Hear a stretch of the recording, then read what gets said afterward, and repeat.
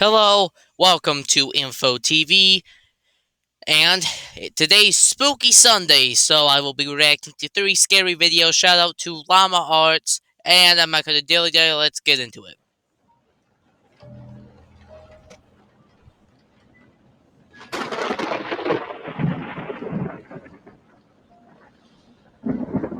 In the year 2009, I was spending a weekend with my uncle on his ranch when my parents were renovating the new house we had just bought. It was my second night there, a Saturday, and it happened to be during one of the biggest thunderstorms of the year. I'd Is say it there just me, or is rain like the best thing ever? For me, that is the best thing ever. were at least 3 crashes of thunder and lightning per minute. And we were in the heart of the storm because the thunder would crash not even a second after the lightning would. I always enjoyed listening to storms while laying in bed. So I stayed up a little later watching TV, just enjoying the ambiance. After the movie I was watching finally ended, I turned off the TV and tried to fall asleep.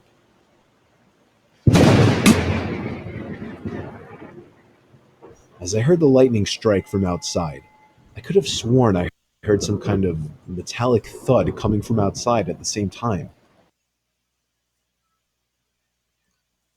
Well, I didn't pay it too much mind. 20 seconds later, I could have sworn I heard it again. A very distinct metallic thud coming from outside to match the timing of the lightning. I really don't mean to make this sound like a cliche horror story, it but my does. uncle really is a kind of creepy guy, and I was never close with him, even remotely. Ah, yes, the creepy uncle. So for that reason, I didn't feel right going to wake him up. I just tried to forget about it. Now I was getting concerned. What the hell could that be? After the third time, I finally got out of bed and walked over to the window of the guest bedroom. The water pouring down on the window made it extra hard to see what was out there in the dark fields. A flash of lightning momentarily lit up the property, but I couldn't see anything. However, once again, the sound of a metal hit accompanied it. The sound was so close now, it sounded like it was coming from the left of the window at a blind spot. I was going to do something I knew my uncle wouldn't be happy about. It would be a bit messy, but I was going to open the window and peer outside to see if I could see what the sound was. I unhooked the window lock and slid it up, and immediately the wind of the storm blew drops of rain into the room and onto me. I stuck my head out the window and looked to the left, and at that very moment, lightning lit up the property once again, and I could see a person dressed in all black crouched down by the outside basement door with his hand raised in the air. And before the sky went dark, I caught the briefest glimpse of what the sound was coming from. Hammer. The person was bashing at the basement door lock. I pulled my head in and quietly shut the window, making sure to lock it. I was in a Smart. panic. I feared he might have seen or heard me. I ran back to bed and pretended to be asleep, facing away. You go. No, look at me and listen to me very closely. You go wake up the creepy uncle so they can go out with you and go figure out what it is. From the window. Lightning crashed once again, but this time there was no metallic thud. My heart must have dropped as I realized this. I Don't just look at the stayed put window. in bed for the longest time, hoping whoever was out there would go away. After maybe 3 more lightning crashes without any thuds accompanying them, I thought it would be safe to go tell my uncle. I turned to face the window and Creepy guy. screamed.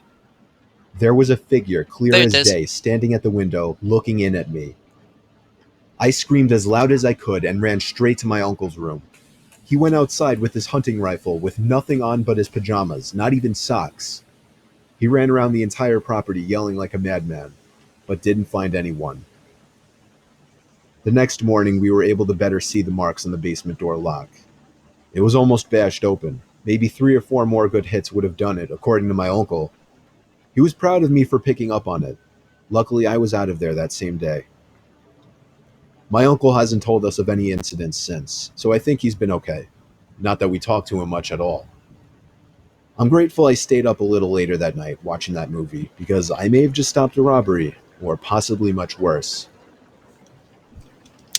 Well, at least you didn't go investigate and you waited till morning. But moving on to the next one.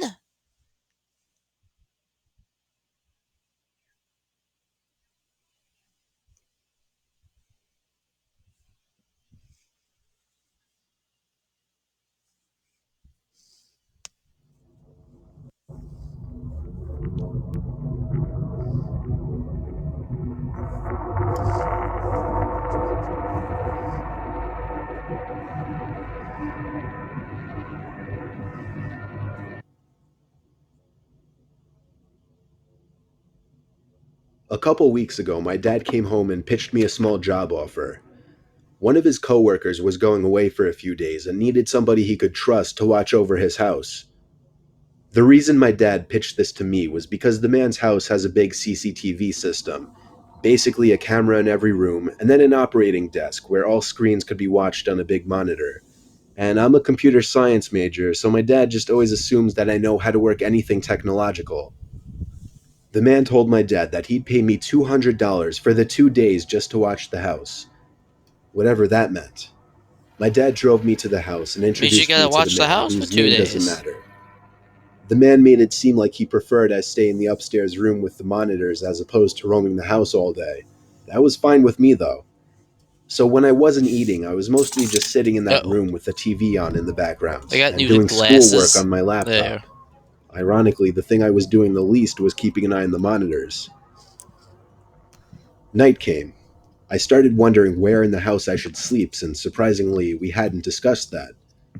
So I sat back down at the desk and looked at all the different rooms on the screens to see which rooms had beds or couches. I noticed something I wasn't expecting to notice, though. The back screen door was open downstairs. I didn't remember it being open. I looked through each and every camera screen in a panic. In the living room, a closet door was open. This Uh-oh. one I knew wasn't open earlier. I texted my dad to call the man and ask him if he came back home. Meanwhile, I continued watching the screen. So, guy asked you to sit his house, and you don't have the guy's number? I say that's a little important.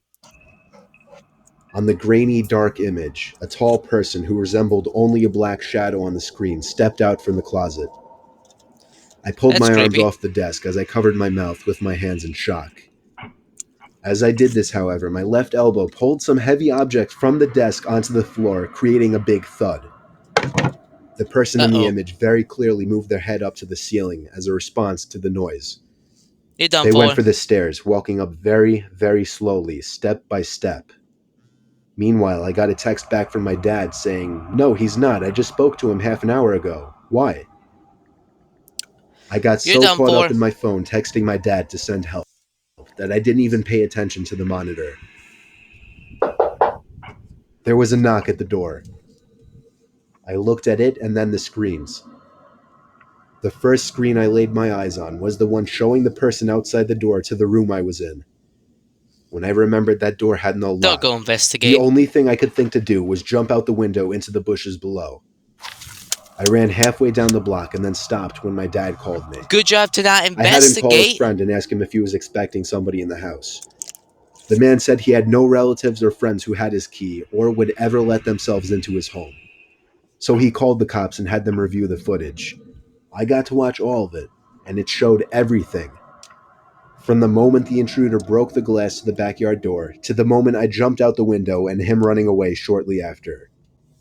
The intruder was never found. The footage was just too dark to identify his face.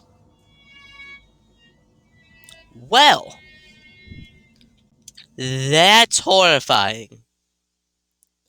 Very horrifying. But we're moving on to the next one.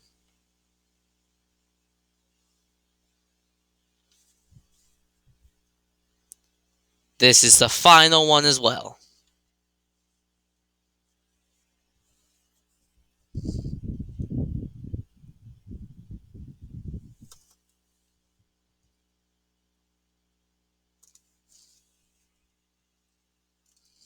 Yeah, we gotta wait a moment.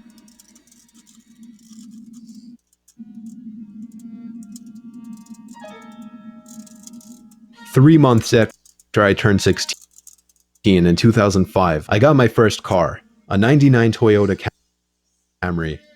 On a warm Saturday night, when my friend Alex invited me over to one of his friend's big parties, I knew I wouldn't be in a condition to drive the Camry home afterward. So we carpooled with Alex's girlfriend, Brianna. We lived in the countryside of Virginia, meaning less big parties. Meaning when there was a big party, it was a huge deal and everyone would go. We lived about 5 to 10 minutes away from this kid's house. I knew where he lived as I was acquainted with him, but not exactly friends. The whole ride there, we took the same 2-lane highway type road through the woods, and this kid's house was actually on this road further down. Hmm. At certain points on this road, there were a few houses on either side, and then it would just go back to being a long, empty highway again. The house was tiny, like a lot of houses around the area, but the party was held outside anyways, since his closest neighbors were relatively far away, and noise wasn't an issue. I'll skip most of the party up until the point that Brianna, who was supposed to be our designated driver, had to suddenly leave for a small family emergency. Alex said it was fine and that we'd find a ride home. No, you wouldn't. Well, fast forward another few hours and another few drinks, and I could barely even walk straight. I checked my watch, and it was like 2 in the morning. I figured it was time to go. I started looking for Alex, but I couldn't find him anywhere. In fact, it seemed like everybody I knew had already left. I could barely even think straight, but I was still furious at the fact that Alex could have actually left without me. I asked to use the party host's phone and dialed Alex's home number. After 2 tries, I gave up and then realized I shouldn't wake his family up. So, literally not knowing what else to do, I dizzily stepped out onto the road and began walking back home. I knew this walk would take anywhere from half an hour to an hour in my condition. Maybe after 15 minutes of walking down the road, the slight shine of car headlights on the road was fading in from behind me. Jumping for joy inside, I lifted up my arm and stuck out my thumb. As the car neared, it slowed down and came to a stop right next to me. The man driving the '98 Ford Explorer rolled down the window and asked where you headed. I told him my house was just down the road and beyond a right turn, probably slurring my words beyond comprehension. He chuckled and told me to hop in. I thanked him and joyously hopped into the truck. I was exhausted, and I remember completely disregarding things the guy was asking me because I was so close to just passing out. And that's what happened.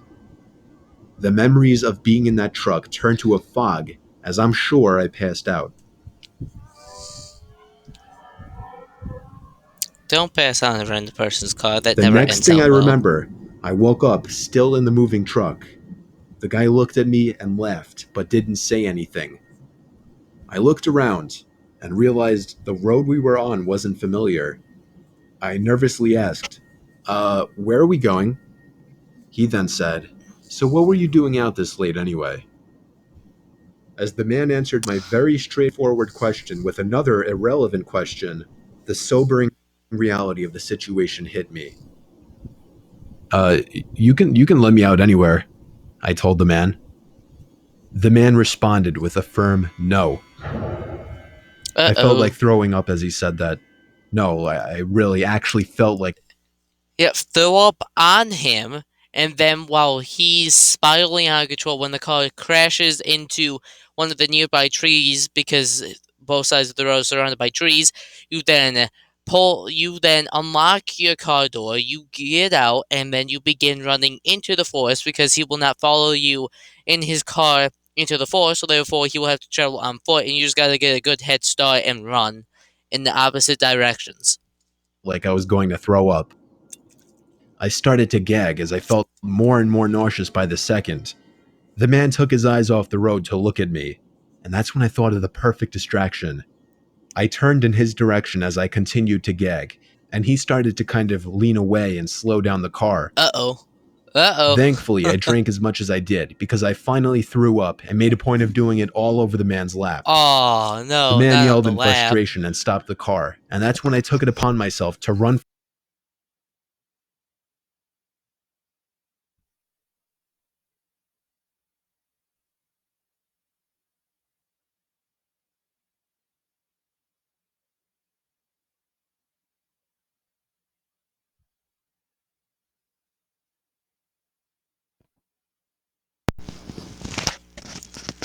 Alright, back to it. Run for my life into the woods and duck behind a few bushes. There you go. The man came following into the woods with a flashlight, and on two separate occasions, he shined the light straight over me without noticing. Eventually, I heard his footsteps walk even further into the woods past me. That was when I ran back to his truck, but unfortunately, he was smart enough to lock it. By Uh-oh. some miracle, I saw another car approaching in the distance, and I ran out into the middle of the street, waving my arms like a lunatic. The car tried to avoid me, but I wouldn't let it. They were forced to stop, and I yelled at them to help me before they came back. Once I told them that I was kidnapped by the man who was driving that Ford Explorer, the driver agreed to give me a lift.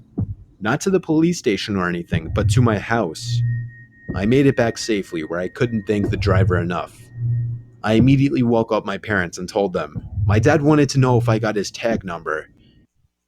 And then I felt like punching myself in the face. I failed to Duh. get the simplest information from the guy that would have allowed me to actually properly report him. All I knew was that he drove a faded blue '99 Ford Explorer. I made sure to give Alex a piece of my mind, and part of me always held a grudge against him ever since, just for abandoning me at a party without telling me. I You were haven't seen drunk. him in 4 years now, however, and this was actually the first time I even thought about this incident for almost a year now. As time goes on, even the worst of memories may start to fade. But after writing this to share with the internet, it's once again fresh in my mind.